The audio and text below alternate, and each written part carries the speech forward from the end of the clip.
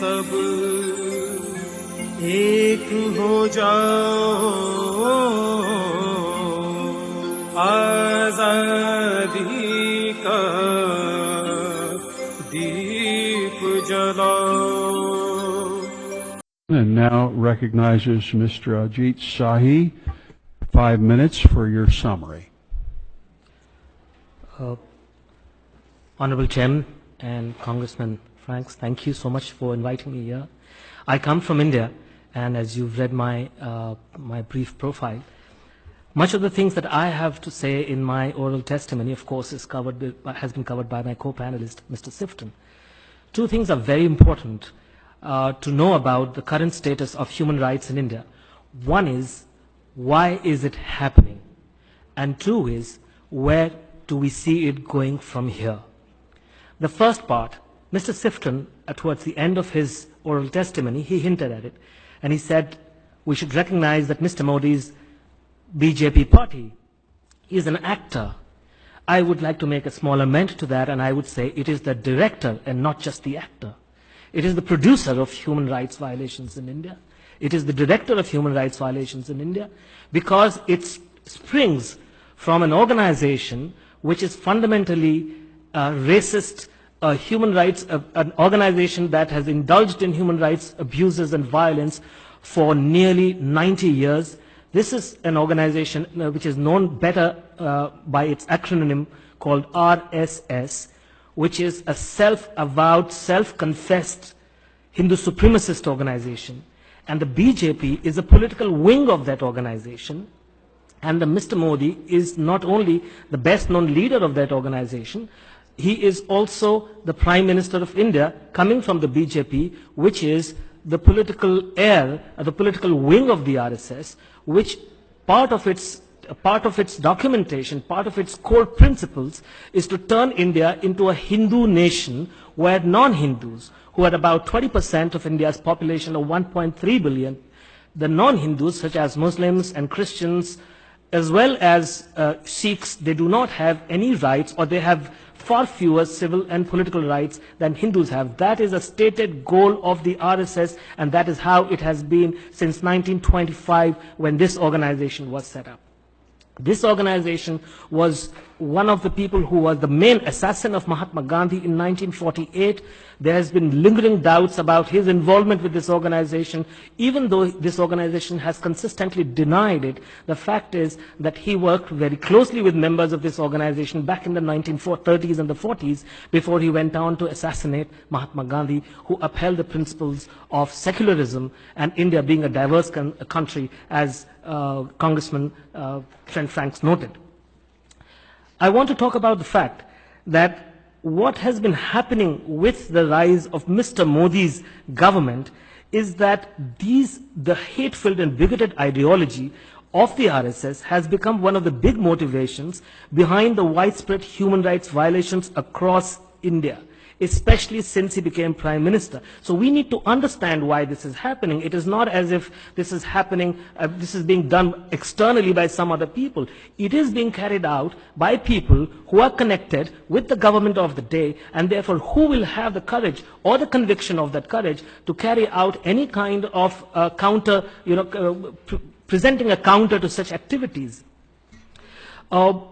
And of course, we have talked about the Dalits. I'm very glad that you have talked about the Dalits. You see, the ideology of Hindu supremacism is not limited to abusing India's religious minorities.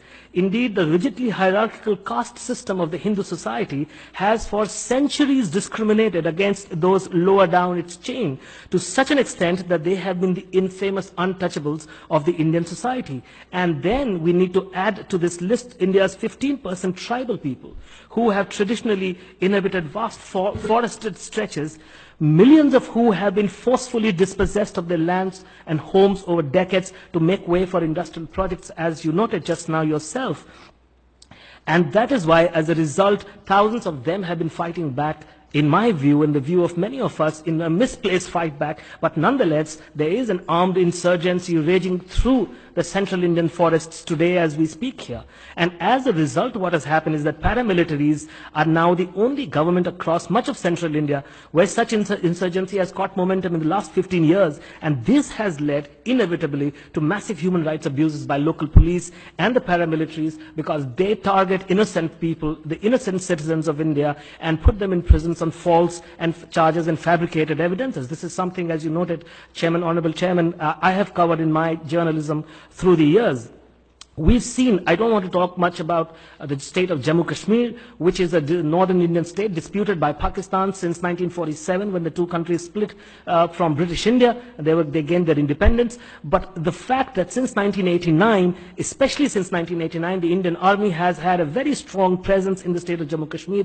Thousands and thousands of people are said to have died. They are said to have suffered huge, massive human rights abuses at the hands of the Indian Army, which have been documented. There have been, you talked about the northeastern states of India. There's a law since 1958 on the statute of the Indian Constitution, the same Indian Constitution that guarantees equality before law. There's been a statute in the Indian Constitution which says that armed forces have special powers over certain regions of the country. And for the last 50 years, under those special powers, they have had complete and total impunity from all the crimes that they have committed against the local people there. Just 2 days ago, and I have mentioned that in my written testimony, just 2 days ago, the current chief of the Army's Eastern Command Wing, which is under which that region comes, he clearly said there is no problem. There's no problem with that Armed Forces Special Power Act.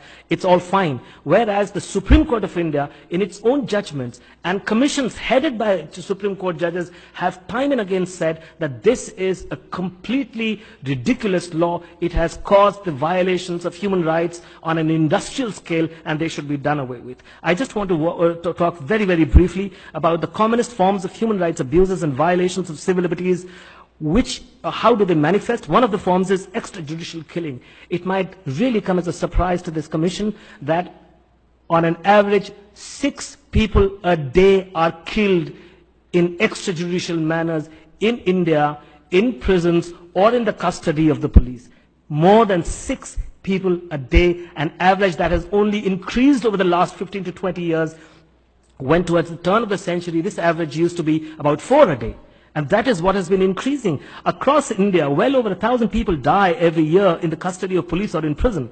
Another way of putting them away has come to be known as quote-unquote encounter killing, whereby the police claim they shot the victim dead in self-defense after the latter had attacked them. Even this practice, the Supreme Court has come down very heavily against this. And we talked about, Congressman Trent Franks talked about the situation in Mr. Modi's Gujarat state where he was the chief minister. This practice of encounter killings was a real menace in that area, in that state, until the bunch of police officers who were responsible for the succession of such killings were caught, they were apprehended, they were accused. And I just want to complete now, just one last point I want to make, Congressman, is that a lot of innocent human beings, citizens of India, Muslims as well as Dalits and tribals, are accused falsely of terror cases, of sedition charges. They're put away in prison and they are freed. They are acquitted of those charges, but only after they have spent 10 or 20 or in some cases even 25 years in prison without once being bailed. So this is a very serious situation. I think it is important to know.